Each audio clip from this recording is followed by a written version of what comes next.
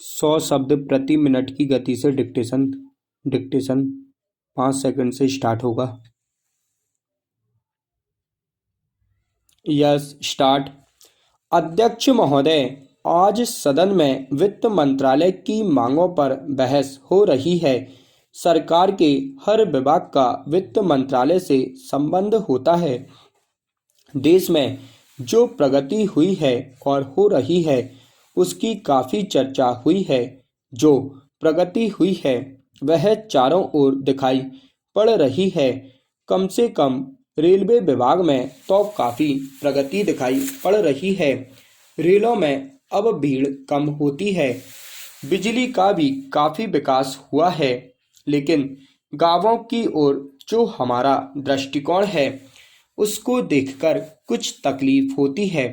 अभी जो जनगणना हुई उसे देखने से मालूम होता है कि शहरों की जनसंख्या अधिक बढ़ी है। आज देहातों से लोग शहरों की ओर आ रहे हैं।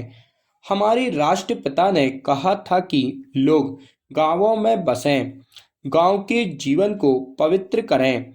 लेकिन स्वतंत्रता के 50 साल बीत जाने के बाद भी देहातों की तरफ न जाकर लोग शहरों की तरफ आते जा रहे हैं। इस प्रश्न पर हमें कुछ गंभीरता से विचार करना होगा।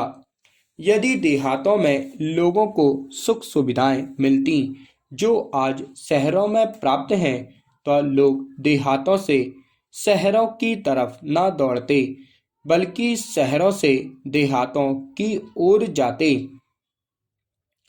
देहात के जीवन में दो प्रकार की चीजें थीं। एक तो जमींदारी प्रथा थी और दूसरे वे लोग थे जो रुपए का लेन देन करते थे। जमींदारी प्रथा समाप्त हुई जिससे लोगों को कुछ राहत मिली। जहां तक रुपए के लेन देन का प्रश्न है, पहले 25% तक ब्याज लिया जाता था, उसमें अब कमी हुई है। लेकिन कहीं कहीं पर तो अभी भी उतना ही ब्याज लिया जाता है जिससे कर्ज लेने वाला उनके चंगुल से नहीं निकल पाता। सरकार भी अब उचित दर पर कर्ज देने लगी है। इसी कारण से कहीं कहीं पर साहूकारों के ब्याज की दर में कमी आई है। लेकिन इसके बावजूद भी यदि हम देहातों और शहरों की तुलना करते हैं तो उन दोनों के स्तर में काफ़ी अंतर पाते हैं। अभी कहा गया है कि पंचवर्षीय योजना के कारण देश की आमदनी बढ़ी है। यदि यह बात सही है तो मैं जानना चाहता हूं कि वह आमदनी कहां गई। इस बात का पता लगाने के लिए सरकार ने एक कमेटी बैठाई है जो इसकी जांच करेगी कि वह बढ़ी हुई आमदनी कहां है और किसके हाथ में पहुंचती है।